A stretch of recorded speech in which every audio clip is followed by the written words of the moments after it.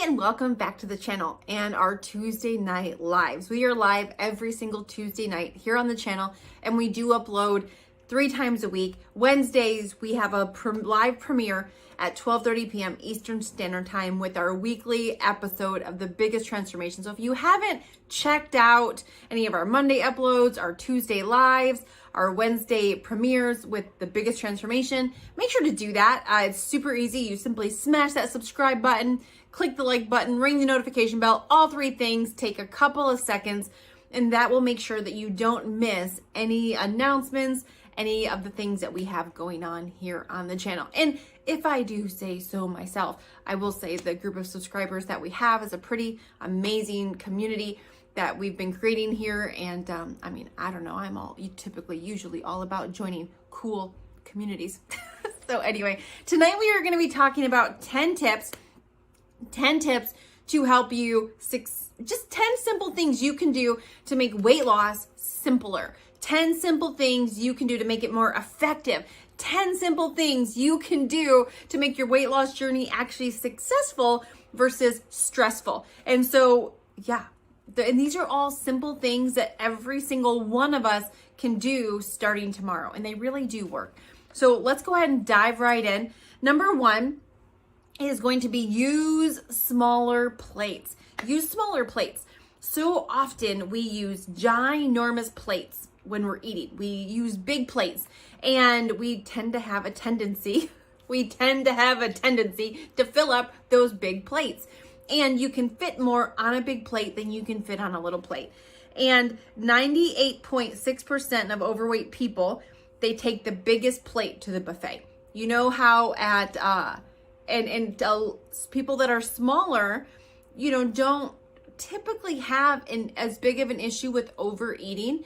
And so, but when you're overeating and you're overweight, it's about doing things that are going to set you up to succeed. And so if you use a smaller plate, you're going to put less on it. So even if you're in a situation where you're at a buffet and the choices aren't healthy, if you make 5 trips with a little plate versus 5 trips with a big plate, you're still going to be cutting down the amount of food you're eating, even if you heap and overload and fill your plate. So use smaller plates. That has been a weight loss trick, for a very long time. It's something that I did when I was losing weight. I would fix my husband's food on a regular plate, my kids' food on a regular plate, and I would use, my kids had a kid plate, and I would just use one of their kid plates, and I would fix my meal on the smaller kid plate, and it was just smaller than the big normal plate. So, and it's so funny, after I trained my brain to know what a serving was, now I use big plates, but my food always looks like I'm not eating as much on a big plate because my eye knows what a serving is now.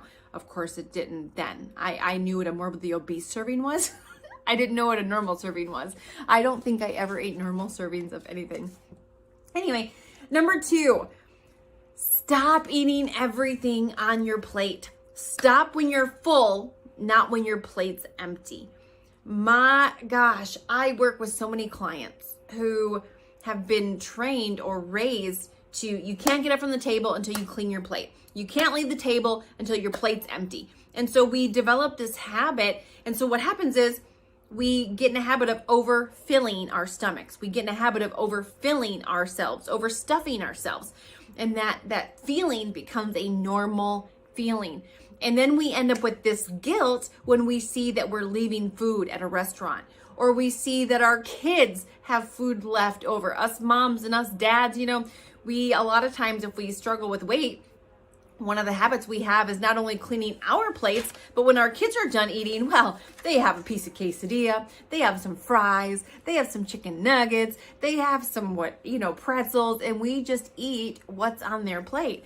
What I'm going to tell you is set it aside for them later or throw it away. I'm not a big fan of throwing food away, but I would rather see you throw it away than just consistently eat more than you need, which just packs on the pounds, lowers your energy, costs you way more money in the long run than throwing the little scraps of food away. So stop when you're full. Don't stop when your plate's empty. It's okay to take half of the food home. It's still going to be good later. It's okay to, that's all I'm going to say on that one. By the way, 94% of people that struggle with their weight clean their plates. So one of the things I actually learned through business was you take a look at what people are doing that you don't want and you do the exact opposite.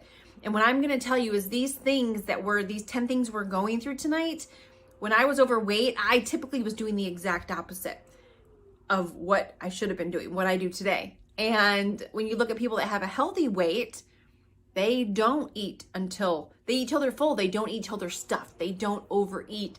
Otherwise, they would be overweight. Number 3, chew your food. Chew your food.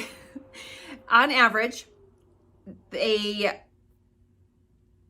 me see here. Okay. On average, people that are overweight chew their food 11.9 times before swallowing. And on average, people that have a healthy weight chew their food 14.8 times before swallowing. So that's like 30% more that a healthy average weight person chews their food than somebody who is not healthy. Another thing, when you're taking stuff out of a bowl, people that have a healthy weight typically take 1 or 2 or 3. People that typically struggle with their weight take like 4 or 5 M&Ms and a whole handful of popcorn and 4 tortilla chips and versus 1 tortilla chip. So this one is chew your food more. Take the time to get more bites in, chewing your food more, enjoying your food, all of that. Number 4, stop overcooking. Only cook what you need. Unless you're going to portion it out for leftovers or you're going to portion it out for other meals.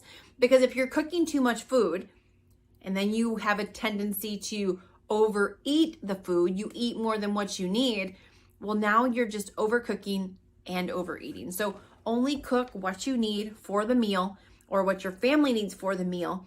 Get in a habit of portioning out before you even cook. What do you need? What do you need to make in order to, and then when it's gone, everybody had a portion. And I know for some people that are used to just eating according to their cravings or the emotions or this intuitive eating, just eat till we're full. That's how a lot of us wind up in an unhealthy weight situation, is we eat until we think we want to stop versus when we should stop. And so, yeah, stop cooking too much food. That was a big one for me. I used to always cook way too much food, especially when it was just my husband and I. Oh my goodness. I would make enough food for like a family of 10, and there was 2 of us there, which would cause us to overeat because we had so much food to eat. Number 5, serving the food, making your plate and going to the table versus having all the food on the table. So I used to be somebody who used to bring all the food and all the serving dishes and put it on the table.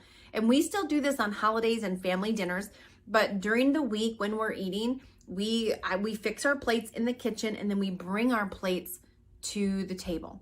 So we bring to the table what we're going to eat. We put our serving sizes on the plate, and then we bring it to the table. And this used to always be the way it was done. It was just in recent times where everything just started to become supersized and oversized. And, we started buying more than what we needed. We cooked more than what we needed. Portions have gotten completely out of whack. But one of the things I'll notice is if we have the food on the table, we will eat more versus if we fix our plates in the kitchen and then bring our plates to the table and eat, we tend to eat much less when we do that.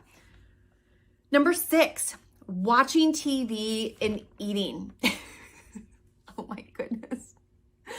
Oh, this was like my nightly ritual 8 years ago when I was 288 pounds, morbidly obese. 4th meal every single night was my habit. 4th meal. But you eat 5 to 10 times more when you're watching TV. You eat 5 to 10 times more when you're watching TV. I cannot be the only one who's ever done this. You open up a bag of chips or popcorn and all of a sudden you're watching TV. Your intention when you open the bag of chips is just to have a couple, have a few, and then you're eating, you're watching, you're eating, you're watching. Before you know it, half, 3/4, let's be honest, the whole freaking bag is gone. And you're like, oh, nice. How did I just do that? Because you were mindlessly eating and watching TV. So If you are going to eat while you're watching TV, portion out what you want. If a serving of potato chips is 17 chips, put the chips in a bowl and watch TV with what you intend on eating so that you don't end up eating 5 to 10 times more than that. Whoops! Before you know it, and then all of a sudden, then you can't undo it. So don't eat while you're watching TV, especially. Now, if you want to take some celery, a stalk, a bunch of celery to the TV, to the couch, knock yourself out. If you want to take a head of cauliflower over there and break off some florets and, snack on your cauliflower. But do you ever notice none of us are over in front of the TV overeating on celery or cauliflower or carrots or, broccoli, tomatoes. None of us are overeating on all those things. It's always, sorry, my paper's just about fell. Stay. It's always the unhealthy, processed, sugary, carb, salty foods, which we overeat on. It's never the clean, healthy foods. At least I've never said that. Maybe I'm wrong. Maybe you are in a habit of sitting down with a head of cauliflower or a bunch of celery. Me, not so much. So anyway, all right. Number 7, take smaller bites versus bigger bites. People who take larger bites consume 52% more calories versus small bites. Shoving all the food in your mouth versus shoving a little bit of food in your mouth. And so take small bites. Chew longer. Remember, that was back at number 3, chew your food more, but take smaller bites when you're doing that. So cut your food into smaller bites. This was something I did when I first started, being on the quest to lose weight because I was getting less food. And I already, as I say, I used to be a psychology major in college, so I already knew that part of this was like tricking my mind into thinking I was getting more than what I was getting. And so I would like cut my bites small and I would take a small bite and I'm like, oh, is this like what proper people do? Because, as a morbidly obese woman, as an overweight woman, it was big bites. And I understand why overweight people chew less because you want more of the goodness in your mouth. Give me more in my tummy now. And so we eat faster, we take larger bites, we chew less because it's about that gratification of getting the food in your mouth, enjoying the taste, quickly. And so take smaller bites versus bigger bites. You increase your enjoyment, take longer to eat, which increases your satisfaction. When you take longer to eat, the signals that your belly's full actually has time to reach your stomach so that you don't get to the point of miserable, stretching out your stomach before because you're eating too fast. Yeah. Number 8, having overweight friends. If you have friends and family or your spouse that's overweight, or they overeat, you are 50% more likely to do the same. Okay. Now hear me on this, because I know someone just went, oh, you don't want me to be friends with anybody who's overweight. No, give me a break. That's not what I said. That's not what I mean. I used to be overweight. Okay. I used to be 288 pounds to be exact. I used to be one of the biggest friends. So I'm certainly glad that people were my friends. So I would never tell somebody not to go be somebody's friend, because there are some pretty amazing people and that are skinny and overweight, and someone's worth doesn't matter in their weight. But this is what I am saying. We are a sum total of the 5 closest people to us. And so if your only influence is people that are overeating and overweight, if that is your only influence, even if you are not overweight, you are increasing your odds that you're going to become overweight. If you have a bunch of people that you hang out with that like to just go out and eat or just go out and drink, that's not going to help you get to where you want to go with losing weight. And so I have always had friends that struggled with their weight and friends that didn't struggle with their weight when I was overweight. And that's true today. Today, even at my current size, I have friends that are overweight and I have friends who aren't. People that struggle with their weight, people that don't. But when I first started losing weight, I intentionally, whether I knew the people or not, sometimes it was virtually, I intentionally would put myself around people who were fit, people that were healthy. And sometimes they didn't even know my name. Sometimes it was virtual. That's the great thing about the world we live in today, is you can go hang out with someone virtually. You can allow them to penetrate your life. You can allow them their thoughts and the way they do things and their habits. You can allow that to influence you without actually knowing them. Isn't that so cool? And so I started hanging out with people here on YouTube, hanging out with people on Instagram, on Facebook, watching, listening to their podcasts, listening to their channels, and allowing what they said and what they did to influence me, because what we put in here comes out of here. And if I knew that if I wanted to stop being overweight and unhealthy, that I needed to start putting something different in here. And so if you want, you need to make sure the people you're hanging out with on a regular basis matches where you want to go. So if your goal is to lose weight and you're hanging out with a bunch of people who are probably gaining it, do you see how that's not really going to help you? Do you see how that's really setting yourself up to fail versus succeed? And so, listen, some of my best girlfriends struggle with their weight, and that's okay. We're great friends, and we still hang out a lot. But I also have brought in other influences that influence me with my health, because my health is a priority to me. Does that make sense? And if it's a priority to me, I have to make sure I'm also being influenced in the area I want to go. Okay? I have no doubt that when I was overweight, I influenced everybody in my life to pack on some extra pounds. I know that I did, because I overate, I cooked unhealthy foods all the time. So when you came to visit, it's like, where are we going to eat? What are we having for dessert? There was always lots of butter. I never made low calorie foods ever. So I know that once upon a time, I was one of those friends that if somebody was trying to lose weight, I was not a good influence. I wasn't necessarily, meaning to be a bad influence, but I know that I wasn't. And so I get that from both angles. So yeah. Number 9, weigh yourself. Weigh yourself. Accountability is key for all of us when it comes to, having successful weight loss. Accountability is key. And there's this big movement out there to ditch the scale, throw the scale away. You don't need it. And I very strongly disagree with that. As somebody who has really struggled with listen, if you have an issue with the scale, that's a deeper issue than the scale. And that's something that it's really, we need to get to the bottom of it. We need to get to the root of it, because the scale is an inanimate object. And if you have an issue with what the scale is telling you, it really has to do with how you feel about yourself, your self-worth, your self-confidence, you having your worth wrapped up in the wrong things, because all the scale does is it gives you information. That is it. It simply tells you if what you're doing is working. Hey, what you're doing to lose weight is working, or what you're doing to lose weight is not working. That's what it does. It tells you, yes, it's working. No, it's not. And if you don't have feedback to know if what you're doing is working, how do you know if it's working? And so the scale is a very important measuring tool when it comes to your weight. And so I am an advocate of weighing yourself every single day. I'm an advocate of mending the relationship if you have a bad one with the scale.